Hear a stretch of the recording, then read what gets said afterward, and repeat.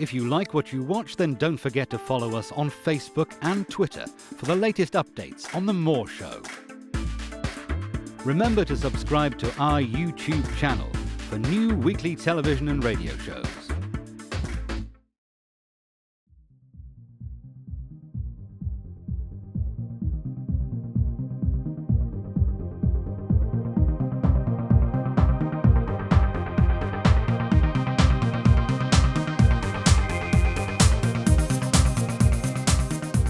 The comments and views expressed on The More Show are those of the people that make them and do not necessarily reflect the views of Kevin Moore, The More Show, or this radio station and its affiliates or sponsors.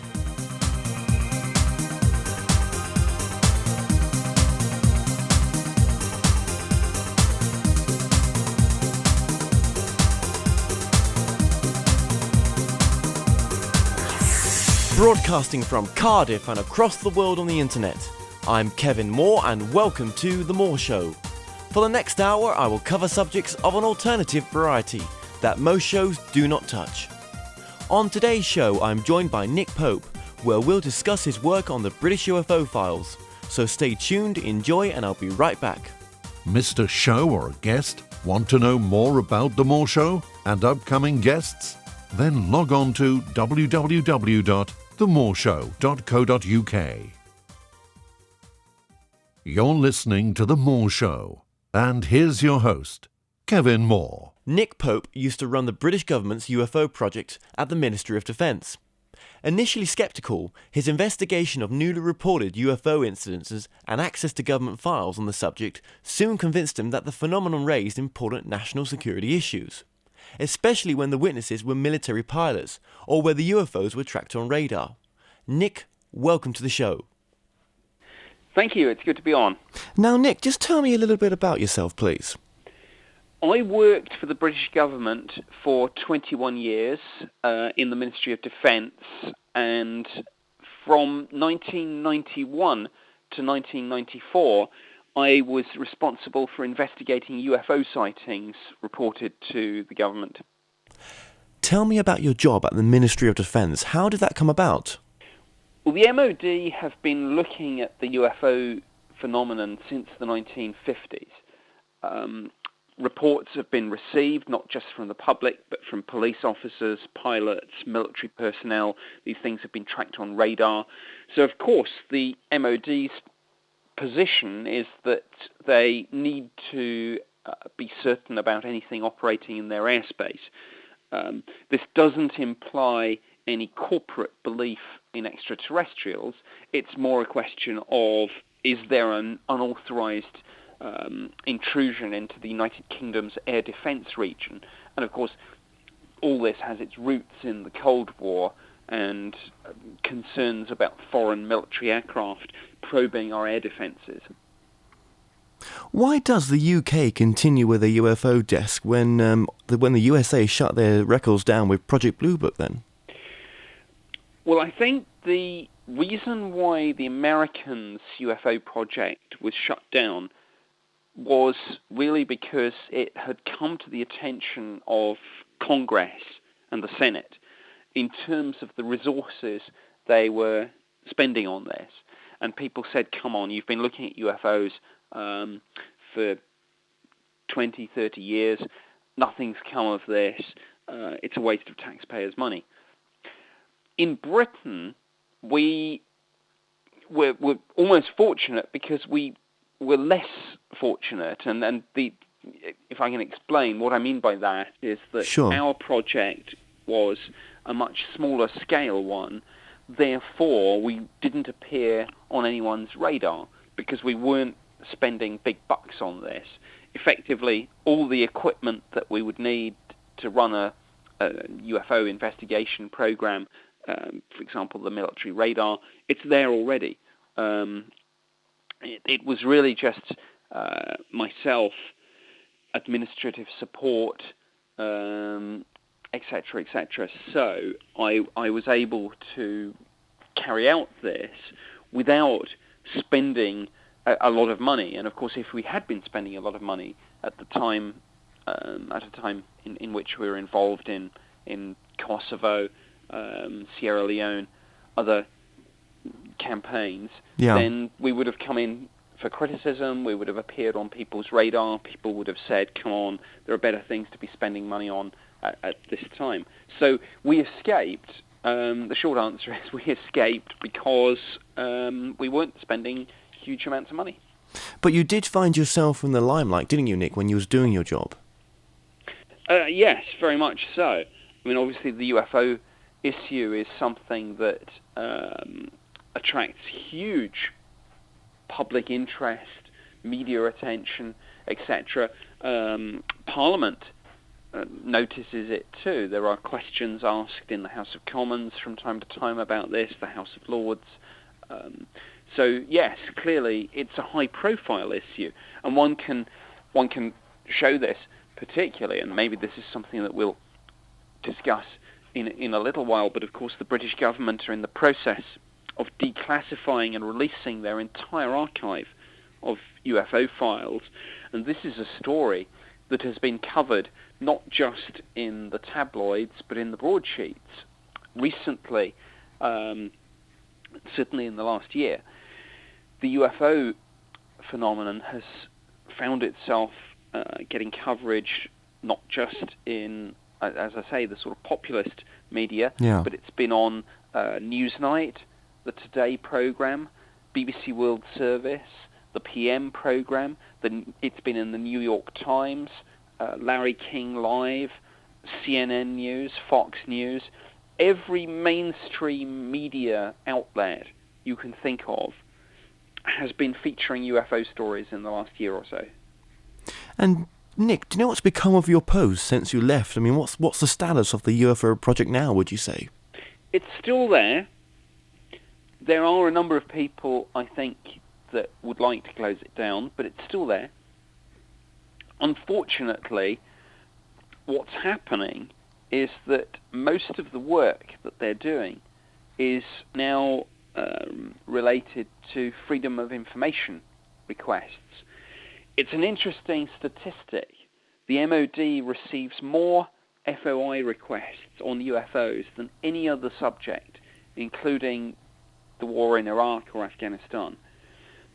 Now, in response to that, obviously the personnel doing the job that I did have to deal with these FOI requests as a priority because the law says that you must respond unless there are exceptional circumstances within 20 working days. So what's happening is that the people on the UFO project are dealing with these FOI requests, and therefore they don't have time really to do any meaningful, thorough investigations. So the MOD is currently getting about 300 UFO reports each year. Only a handful of those are being investigated in any meaningful sense of the word. And what the MOD are doing is applying filters and really only looking at sightings from pilots, sightings where something's tracked on radar, that sort of thing. Yeah. So they're sort of, ignoring most of the cases, and certainly the cases from the public. And actually, of course, as I well know from having done this job, sometimes, although police, pilots, military personnel make better witnesses, actually sometimes the cases from the public are the more interesting ones. Sure. So you would say then that the release of the UK files at the National Archives has sort of brought less meaningfulness to the actual main cases that they could be working on? That's spot on. It's a two-edged sword. I mean, obviously it's a very good thing. I mean, I'm a passionate believer in freedom of information and open government. So it's a very, very good thing that these files are being released. But the price that we're paying for this is basically not looking in any meaningful way at the new sightings coming in, and that's clearly a mistake. So in your reasoning then, why did the MOD release the UK files now? There are three reasons, essentially, that lie behind this decision. The big one is the one that I've already touched on, the fact that the MOD gets more freedom of information requests on UFOs than any other subject. what this means is that it's a huge administrative burden. Any response has to be dealt with, generally speaking, within 12 working days under the law. So therefore, this is the absolute priority. And the MOD felt that if they took a policy decision, declassified and released the files, sent them all to the National Archives, all future, or certainly most future FOI requests could be dealt with a very simple, standard, one-sentence reply saying, all this information is now available at the National Archives. Go to their website or turn up in person and you can see the information you want. So that's the main reason.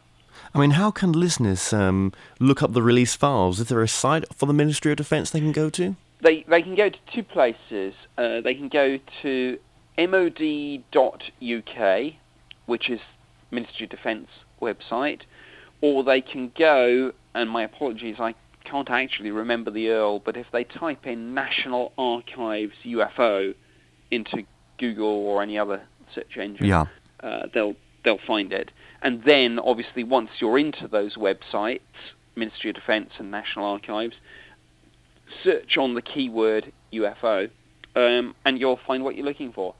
Nick, do you think it would be a mistake to close the UK UFO files?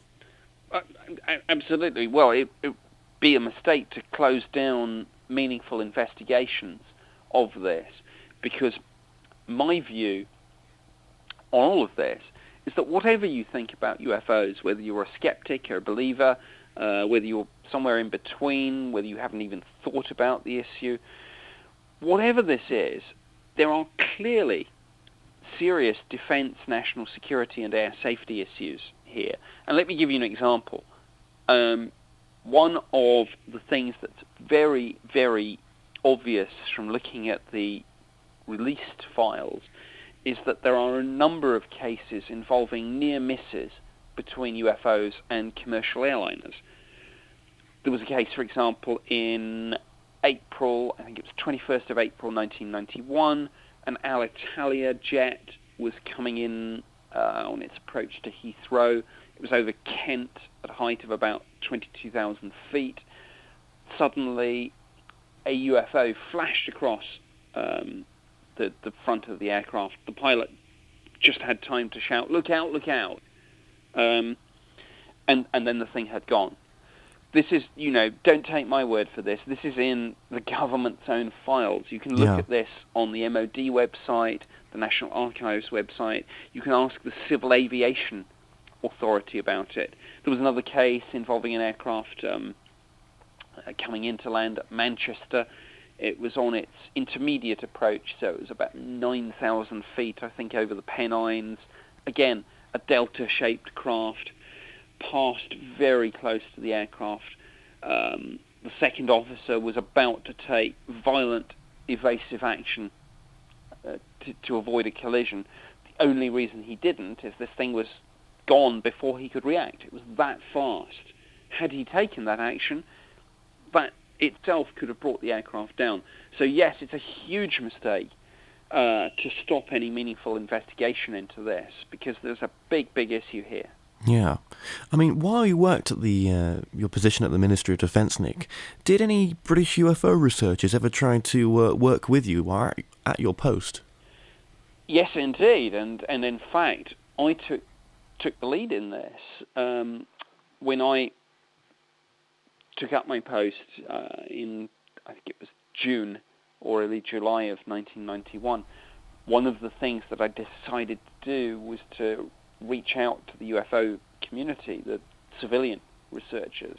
So I contacted a number of well-established groups and well-known researchers in this field and set up a series of meetings so that we could exchange information on this.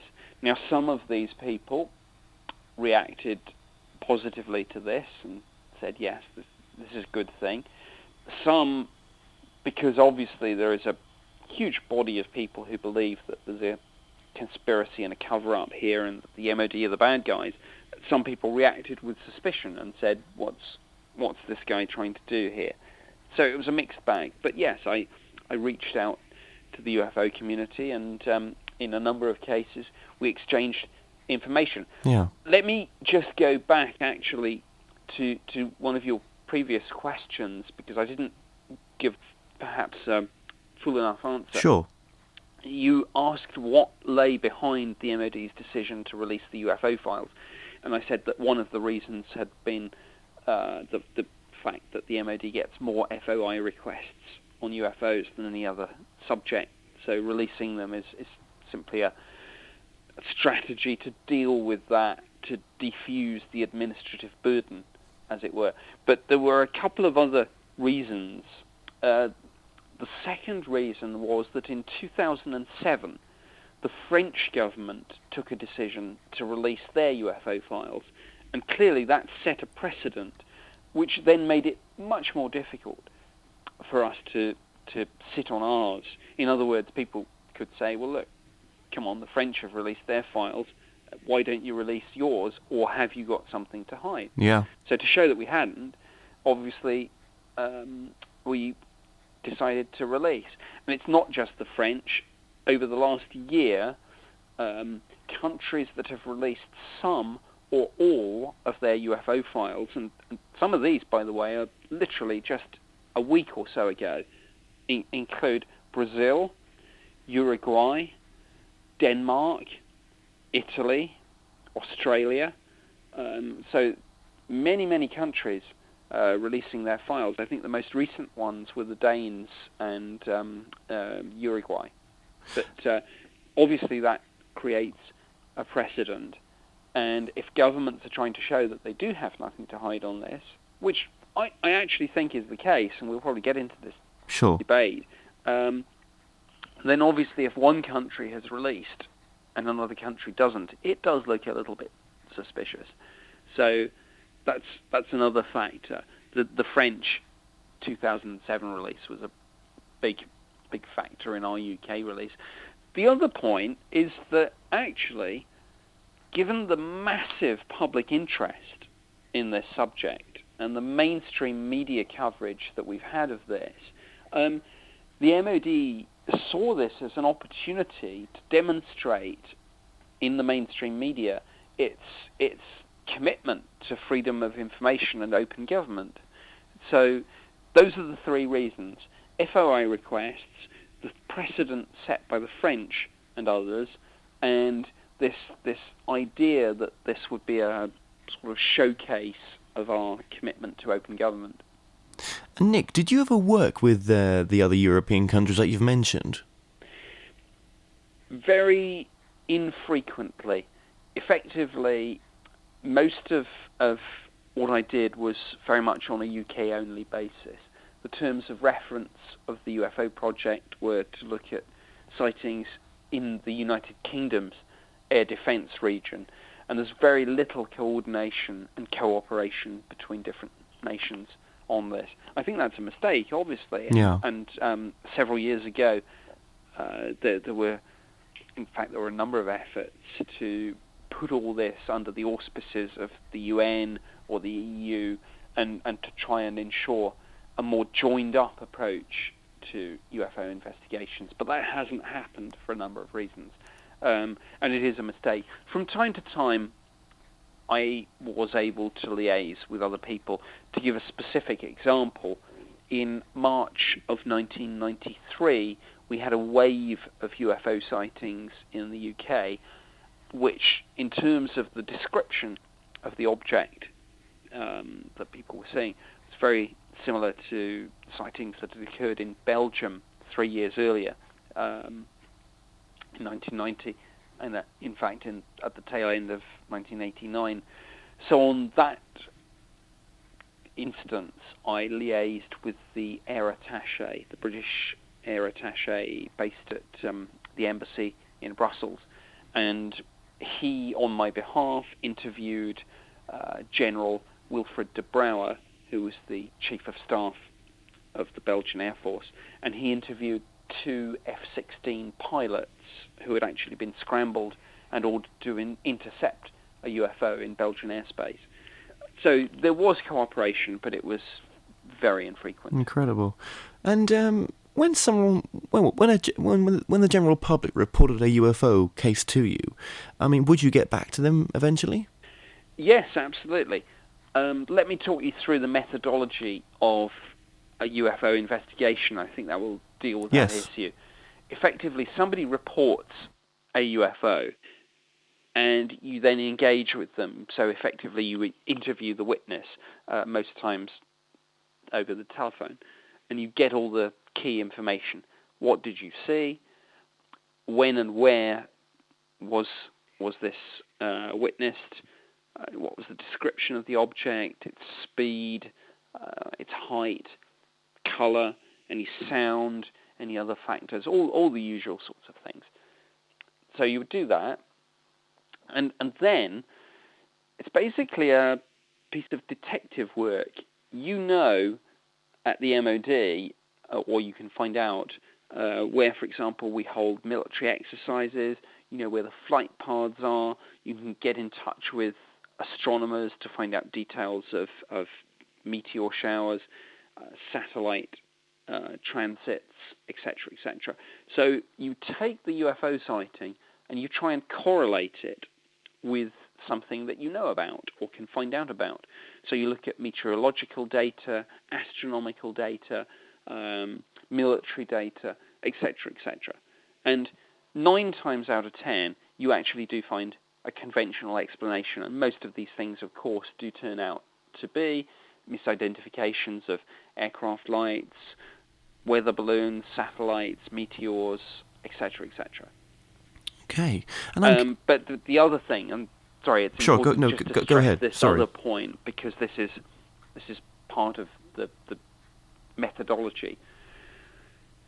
One of the key points is that, of course, having access to military expertise on this, I was able to phone up various contacts in the Air Force and say, we've had an interesting sighting at this location at this time.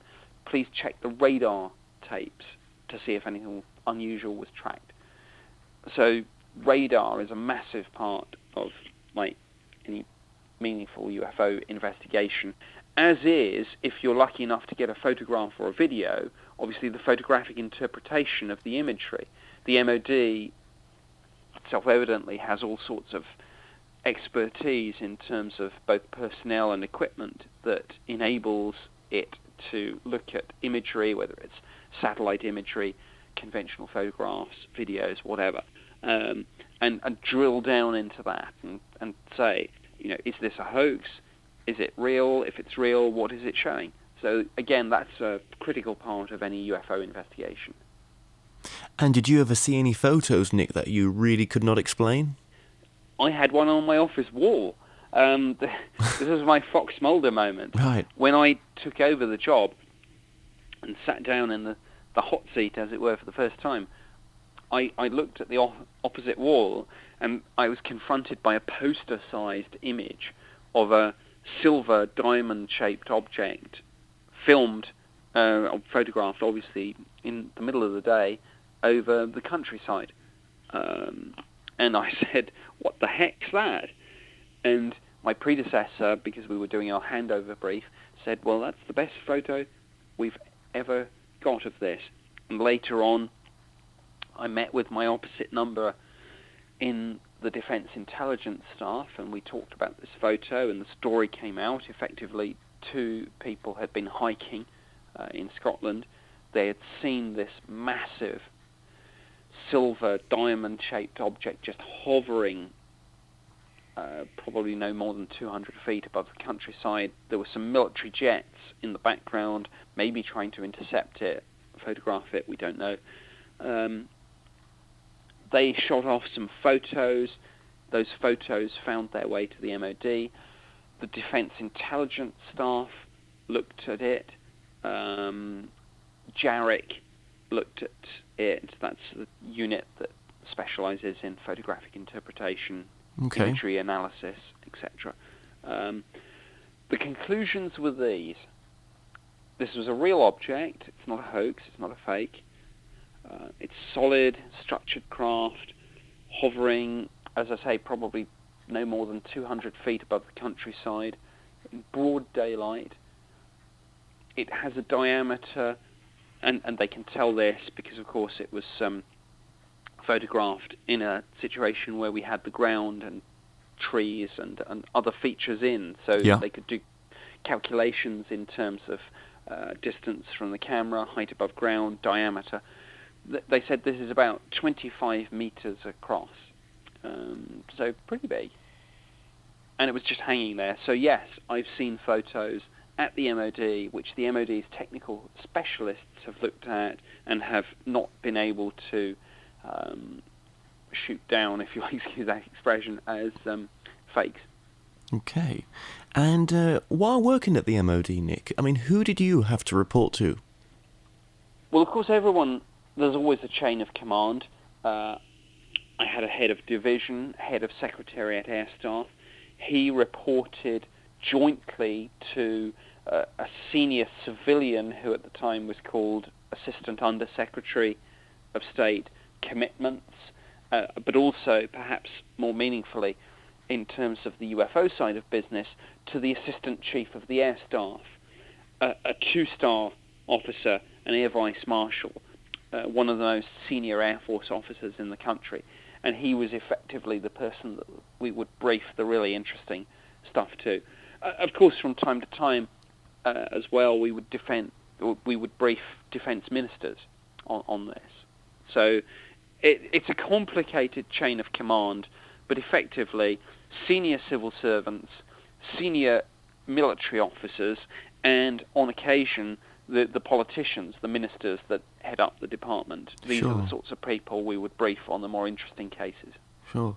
And are there some files which can't be talked about? Most of the files are being released, but some files are being kept back and some information within released files is being redacted. But people shouldn't necessarily read into this anything sinister. It doesn't mean that you'll find a file that says, we've got a spaceship in a hangar somewhere. The information that's been withheld tends to relate to things like, at the most basic level, personal data, names, addresses, telephone numbers of UFO witnesses. Because, of course, under the Freedom of Information Act and under the Data Protection Act, that's right, their information is protected. Other information that will be withheld includes information that would compromise methods and sources of gathering intelligence. Other information would include the capabilities of military radar systems, for example. Just to give a practical example. Sure, go ahead. If you've got a document and it says, we checked the radar, and of course this type of system can detect an object out to a distance of, obviously then you would put X, because you don't want other countries to know how far your radar coverage extends. No, of course not. And one sort of question that keeps popping in my mind, Nick, is how are you allowed to talk about these files?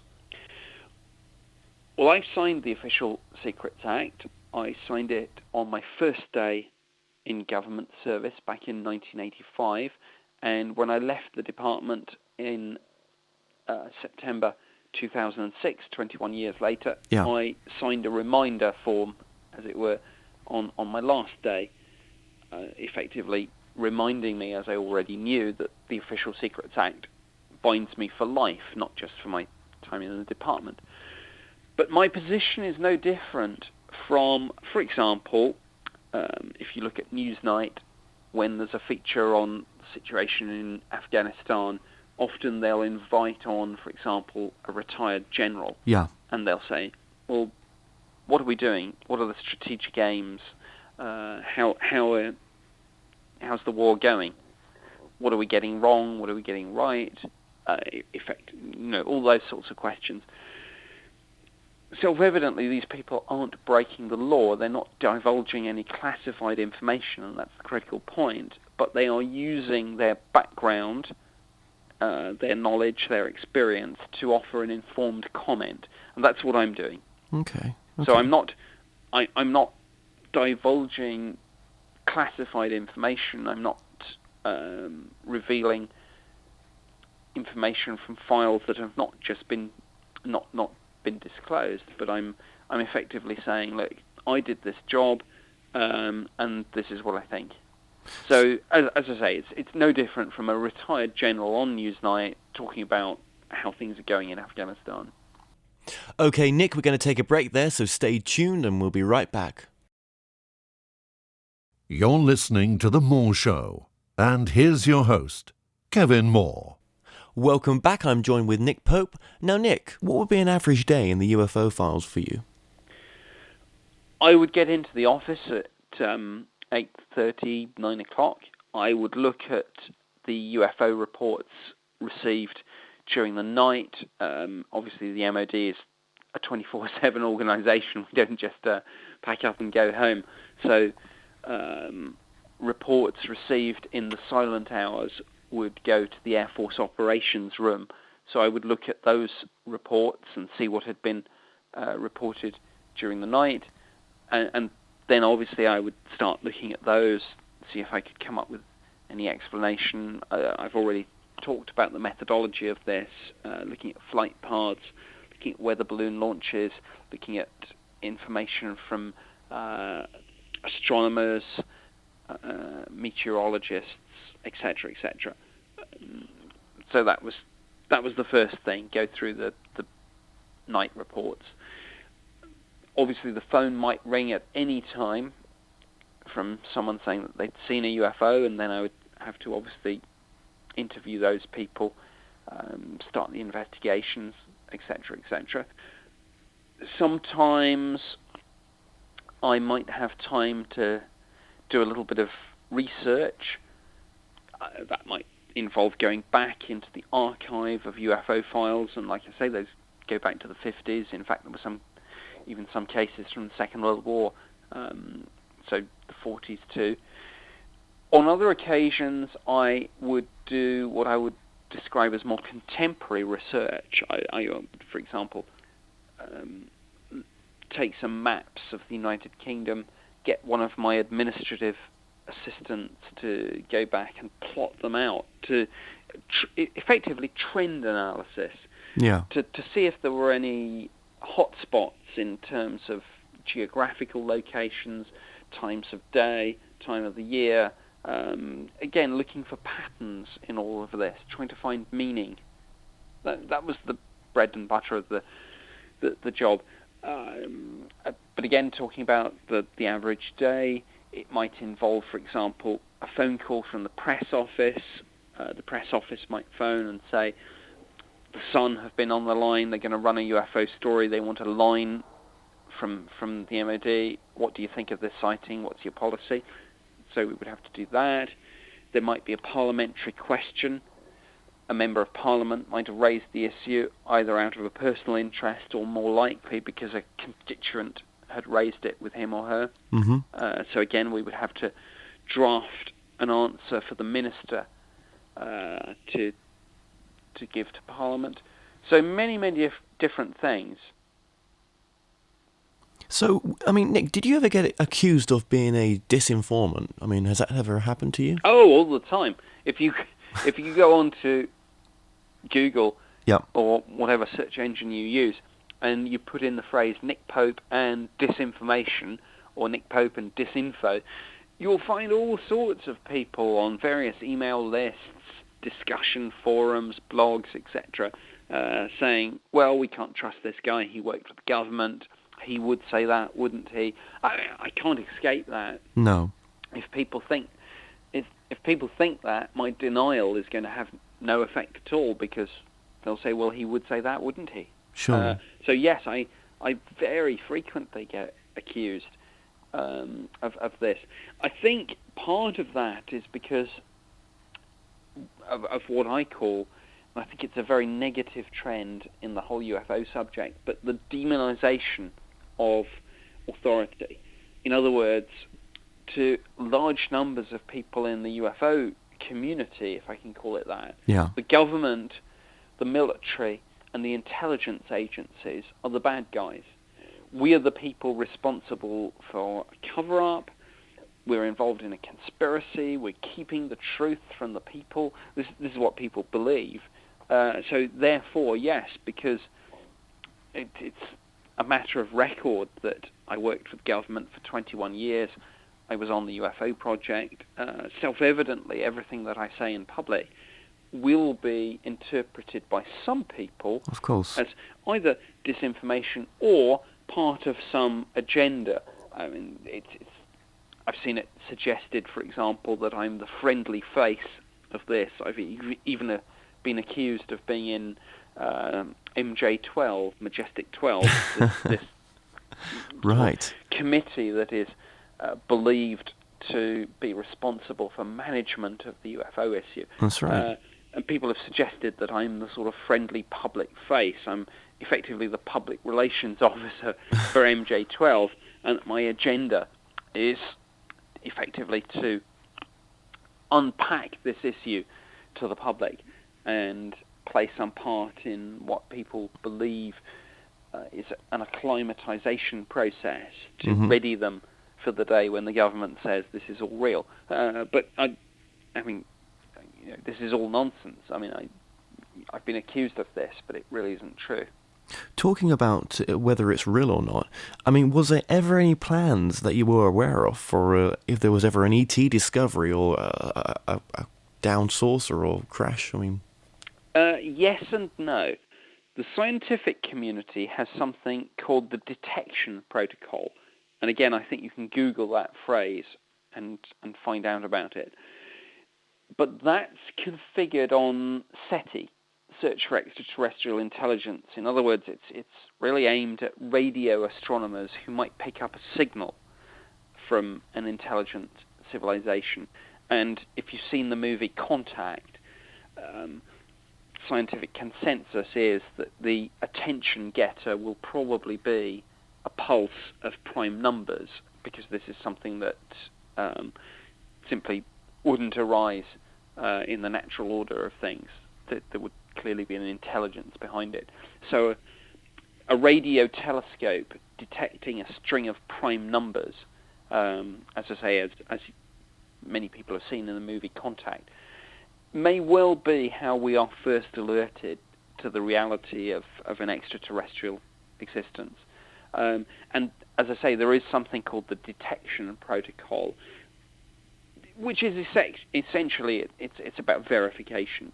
It's about the scientific community not just immediately calling a press conference and announcing it, but cross-referencing and checking with other scientists, other astronomers. So that's one thing. That's the yes. The no is that the MOD did not have a contingency plan for a UFO crash, a UFO landing, first contact of any type. And again, I think that was a mistake. Not least because there are serious issues such as the potential biological hazard that might come from interaction between alien species. So at a very practical level, the sorts of equipment you would need to detect and neutralize any, as we say, NBC, nuclear, biological, and chemical threat, for example, a terrorist attack on the tube, all that equipment, of course, that counter-terrorist experts know where it's located, they have the ability to call it up. Actually, the UFO project needs to hook into that network so that if, however unlikely you think it is, it's actually what government and business calls low probability, high consequence. Yeah. Or low probability, high impact. In other words, it probably won't happen, but if it does, the implications will be so huge that we do need to have a contingency plan. So the MOD isn't hooked into this, and it desperately needs to be. Sure. I mean, you mentioned City there, but do the actual UFO groups and City actually get on? No, they don't, and that's an absolute tragedy and a travesty, because, of course, actually, they're all looking for the same thing. Yeah. The UFO community and the radio astronomy community, those that do SETI, Search for Extraterrestrial Intelligence, are obviously looking for the same thing, but they have different belief systems and they have a different methodology. But I think both sides are cutting off their noses to spite their faces. I mean, they're actually looking for the same thing. Yeah. They obviously believe in the same thing, otherwise they wouldn't be spending their lives doing it. But they're doing it in totally different ways. Now, actually, it's very interesting. I, a few months ago, was appearing on a television show with Seth Shostak, who is effectively the SETI community spokesperson. He's a radio astronomer that is very much in the public eye on this. And before the television program, I was saying to him, well, why is it that you SETI people and the UFO community don't get on? And he was talking about his beliefs, his methodology, and we totally agreed. I mean, actually, there should be good relations here. These, and as I say, these are people looking for exactly the same thing, but in slightly different ways. Yeah. I mean, I think it's an ego thing. Probably everyone wants to be first to the punch, but actually, they should be sitting down and talking together, because I think if they did, they would find out that there is far more that they have in common than that sets them apart. No, that's right, that's right. Now, Nick, I understand that you have an interest in the abduction realm. Could you just tell us a little bit about that, please? Certainly. UFOs were that was the bread and butter of what I was doing for the Ministry of Defence, and that was what the terms of reference said. Look at UFO sightings, see if there's anything of so-called defence significance, defence interest, whatever phrase you use.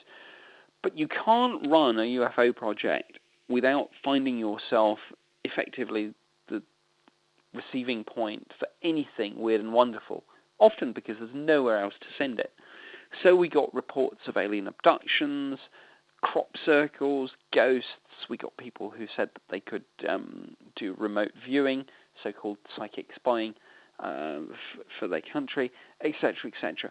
So yes, I got alien abduction accounts. People said that they had been taken from their bed, their car, their house, wherever, taken onto a spaceship, examined, probed in some sort of medical way,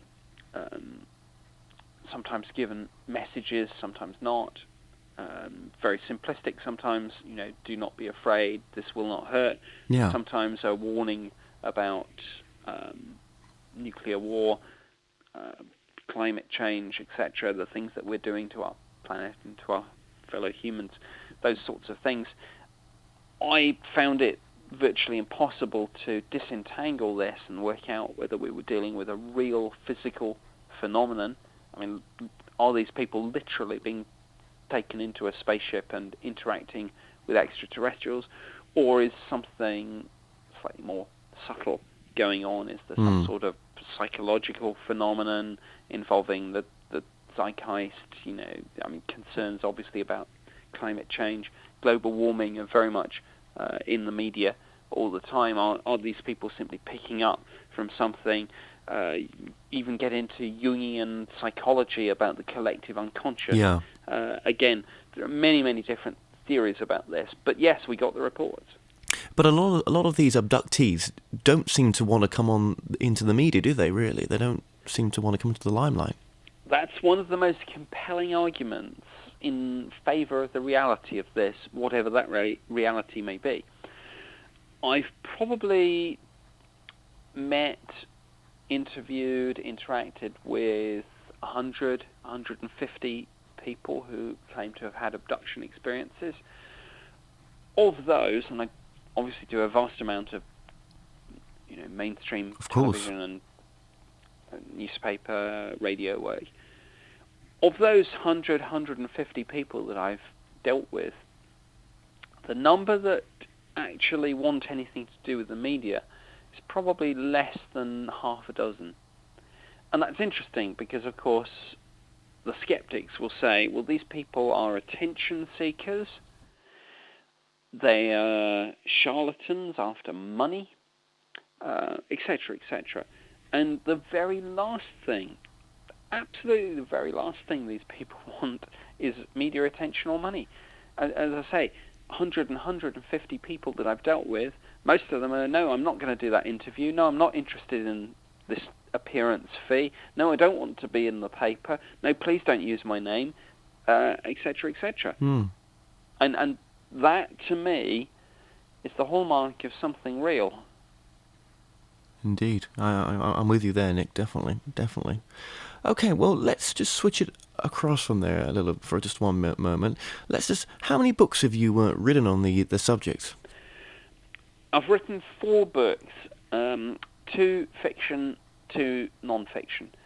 My first book, Open Skies, Closed Minds, was an overview of the UFO phenomenon, focusing in particular on my government work. It got to the Sunday Times bestseller list. It was number 3. I think it stayed in the top 10 for 3 weeks. Yeah. My second book was The Uninvited. That was on the alien abduction phenomenon. Again, that made the Sunday Times book list top 10. Then I decided, just because I thought I fancied a change, that I would write some science fiction. So I've written 2 novels, Operation Thunderchild and Operation Lightning Strike. They're the only 2 sci-fi novels ever to have required official government clearance, and obviously I can't name names, but a number of Hollywood studios are at present looking at these books with the view to turning them into a movie. Well, that's good news for yourself then. Well, let's talking about cases. Let's now talk about a couple of cases. Let's concentrate on the Corsford case. That was it. Sorry. The Corsford incident, as it's generally known, took place on the 30th and the 31st of March 1993. It's one of Britain's best known and most compelling UFO incidents. Over a period of about 6 hours, a number of different witnesses, including pilots, police officers, military personnel, saw UFOs over various different parts of the UK. One very interesting report came in from RAF Cosford, which is where the incident gets its name. It was a patrol of RAF police officers who saw a UFO fly directly over the base. Then later in the night, the Met officer, the meteorological officer at RAF Shawbury, saw a vast triangular-shaped UFO slowly approach the base at a speed of probably no more than 20 or 30 miles an hour, firing a narrow beam of light down at the ground, emitting a low-frequency humming sound. He described this object as being midway in size between a C-130 Hercules transport aircraft and a Boeing 747 jumbo jet. He said suddenly it then just accelerated away to the horizon about 10 times faster than one of the Red Arrows. This was a man with 8 years' experience in the Air Force, based at an RAF station where he frequently saw military jets and helicopters. And he said to me, "Nick, this was unlike anything I've ever seen in my entire RAF career." So, fascinating encounter. Even my head of division, who was a skeptic, sent a report to the Assistant Chief of the Air Staff, which concluded, and apologies, I haven't got it in front of me, it has been released under Freedom of Information, but effectively it says, in summary, there would seem to be strong evidence to suggest that an object or objects of unknown origin overflew the United Kingdom on this night. And that's about as close as the MOD will ever get to saying, these things, whatever they are, and we don't know, are real. It's incredible, isn't it? That's incredible. Yeah. Absolutely. I mean, it's above and beyond the experience of most of us whose backgrounds have been in government, military, intelligence, etc. Now, the UK did have a Roswell incident as such, the Rendlesham Forest case. Yes, indeed. Britain's best-known UFO incident, a series of 2, some people say 3 nights in December 1980. A UFO actually landed close to 2 military bases in Suffolk, Bentwaters and Woodbridge, operated by the United States Air Force. On the first night, a patrol of Air Force police saw a UFO, a landed UFO. One of them got close enough to see strange symbols on the side that he likened to Egyptian hieroglyphs. He even touched it. They took photos, but the thing was so bright, none of them came out. The UFO flew off. The following night, the deputy base commander, Lieutenant Colonel Charles Holt, was at a social function. The door burst open, and a young airman ran up to him, saluted, and said, "Sir, it's back." And Holt said, "What are you talking about? What's back?" The airman said, "The UFO, sir. It's back." So Holt went out into the forest, in his own words, to debunk this nonsense. He thought it was all rubbish. He ended up seeing the thing himself. It was firing light beams down at his position and later on over the base itself. Most importantly, in terms of the physical evidence, he took a Geiger counter and took radiation readings from the site where the UFO had been seen to land on the first night. And there were 3 indentations in the ground where it looked as if this thing had landed on legs, some sort of tripod device. Incredible. And the defense intelligence staff at the MOD, and again, no one has to take my word for this. This is all on the MOD website. It's at the National Archives, etc., etc. People can get these government documents for themselves.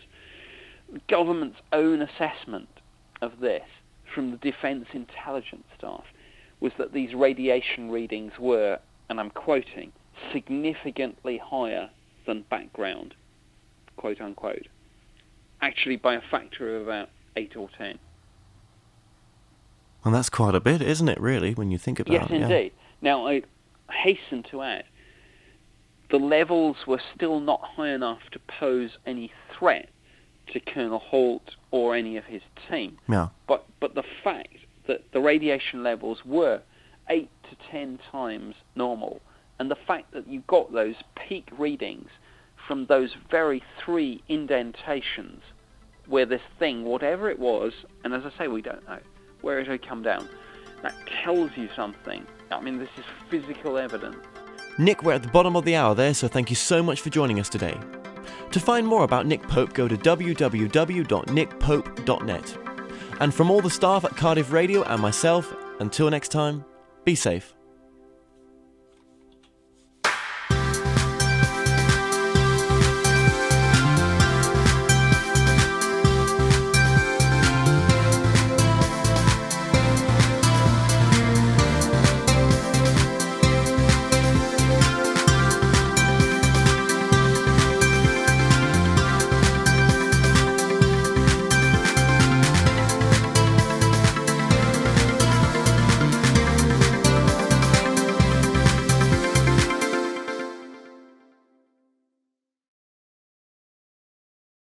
Visit themoreshow.co.uk/shop to purchase products and services from your favourite past guests. If you're new to this site, you can also catch up on the previous television and radio shows through YouTube and the More Show website.